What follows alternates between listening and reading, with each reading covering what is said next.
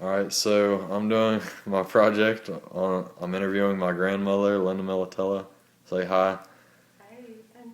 And so as I said, she's my grandmother, and she's been like a mother to me my whole life. So she's gonna she's gonna when I asked her to get some stuff together, she pulled out a bunch of stuff. So she's gonna start showing us what she's got. Well, I have a lot of stuff. I had to weed out a lot of stuff. I thought I'd start with a picture of my parents. This is my mother, Joy, and my daddy, Red. Red was his nickname, but I always thought it was his real name. He was a career Air Force. He was the highest non-commissioned officer you could be. And so our house, we had 5 girls. It was very strict though. Everything had to be done perfectly and in order. And there was always, we were always doing family stuff, but it was always planned. It was never the spur of the moment. So that's my mom and dad. So a lot like you and me. Yes. And this is a little monkey my mama made for me. And I've had it my whole life, this little monkey. And these pictures were when my parents were in their 20s, when they were first married. Weren't they pretty? Yep. And then this is a picture of my siblings. Can you zoom in on that? I'm right in the middle with the long hair. So I have 4 sisters and a brother. Alright. Okay. Then I have a picture of my grandparents. This is my mother's parents. And my grandfather and Ethan have the same birthday. And we called them Ma and Paul. And I spent a whole lot of time with Ma. So I was kind of a lot like her too. I had way older cousins and then way younger cousins. And I was by myself, so I was always with my grandma. Even up until when I was grown, I would call her every week. I would see her all the time. She was a huge part of who I am. And this is, I'm going to cry now. Don't This cry. is a quilt that she gave to me when I was probably 25. She said her mother made it, which makes it made probably in the 20s or 30s. And it's one of my best treasures. I love that quilt. Okay. Next, I thought I'd show a picture of Ethan's mom, Melinda, and me, her mommy. This was when she's a baby. Wasn't she cute? Yep.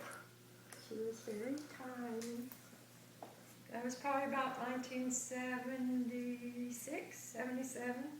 And then this is a picture from family vacation. Where were y'all at? This is at Disney World in 1985. I was like the vacation drill sergeant. I had it all planned. First we will go to Epcot, but instead of going to the right, we're going to go to the left where the crowds are not going to be.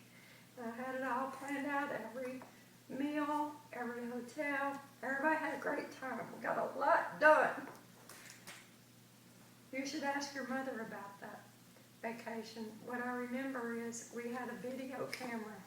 And that was back when video cameras weren't this big. They were this big, like 10 pounds. And Pop carried it around on his shoulder. And so Melinda had kept wanting a piñata. She was probably 8 years old maybe. And I kept telling her no. Well, Pop was videotaping her, and he said, "Say hello to your grandma and grandpa and tell them what a good time you're having." She said, "I'm not having a good time. I wanted a piñata, and they won't get it for me." That sounds about like her. And then, about, 6 or 8 hours later, he said, "Okay, show your piñata. Here's my piñata I got." It's like she wore me down. I was like, okay, the piñata. And then the other thing I had was this little book, and I probably read this book a bazillion times to Ethan. It was his favorite book. Would you like me to recite it for you? Maybe just first page. When summer began, I headed out west. My parents had told me I needed a rest. So they put me aboard a westbound train to visit my aunt Elaine on the plane. But I was captured by cowboys, a rough-looking crowd. Their voices were loud. Let's see, I could do the whole book. I won't, but it was our favorite little book when you were little. You want me to tell you a story about you when you were little? Maybe. Let's hear it. So when you were about, I don't know, 3 or 4, every time you came to my house, we would read a story at night, and then we'd say our little prayers. And so that particular night, you were going to your daddy's. And I said, "Dear Lord, please send your angels to surround Ethan and his daddy and keep them safe all weekend." And you put your tiny little hand on my cheek and you said, "Oh, but Nana, you are my angel." I went, "Oh, that was the sweetest moment of my life." Okay, let's see. No, don't cry. Don't cry. Okay, and then the other treasures I got that I thought was important. This is Father Ibanez. He was our priest in Maryland. He was a huge part of my life. He was from Spain, and he didn't have any family in the United States. So every Christmas, every Easter, every 4th of July, every birthday, every time we had a family event, he came. He was always included. He always told me if I had a little daughter, she'd be just like you, Lynda. And so I loved him. This is a book he sent me, 1985. You see that? Mm-hmm. And I still keep it on my nightstand. I still read it. I have a letter. When he moved back to Spain, when he retired, he moved back to Spain. He told me be sure and come see him in Spain. And I said, "Are you sure?" And he said, "Oh yes, come see me." So this picture is in Spain with him and Pop, and that's his brother, and they're on their little farm. And we would go there to see him, and he would write me probably every week and tell me what he was doing. And this one actually says something I think about Ethan. It's from, let's see what year, 2001.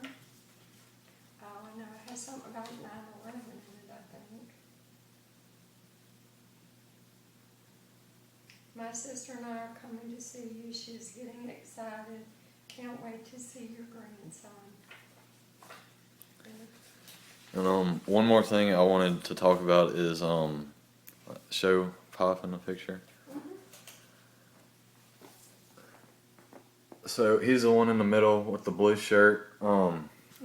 So he's my grandfather, not actually biological, but to me he's he's really my grandfather. And I mean, she could attest that we read in our book that family is what you make. So I'm sure she could tell you he's always been there for me, even though we're not related. And yeah, and all the time I get, "Oh, y'all look so much alike." So It's true.